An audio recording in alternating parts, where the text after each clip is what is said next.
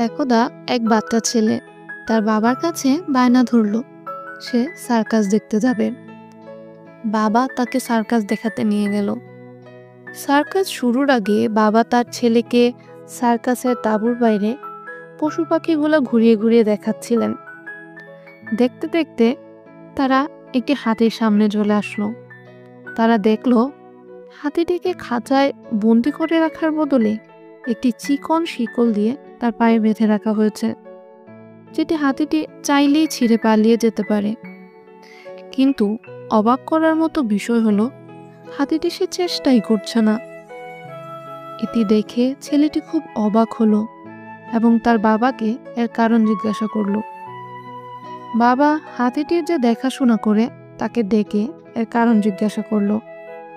সে উত্তর দিল, যখন এই হাতিগুলি অনেক ছোট ছিল তখন আমরা তাদের এই সাইজের শিকল দিয়ে বেঁধে রাখতাম।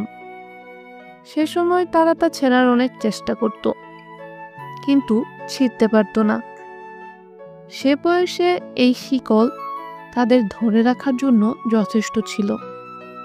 এই অবস্থায় তারা যখন বড় হতে থাকে তারা বিশ্বাস করে নেয় যে এ শিকল ছাড়া কখনোই সম্ভব নয়।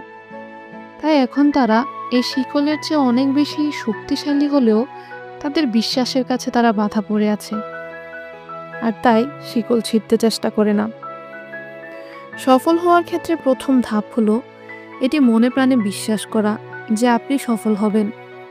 বাধা যতই আটকে রাখতে চেষ্টা করুক, সফলতার বিশ্বাস মনে নিয়ে নিজের চেষ্টা চালিয়ে যেতে হবে।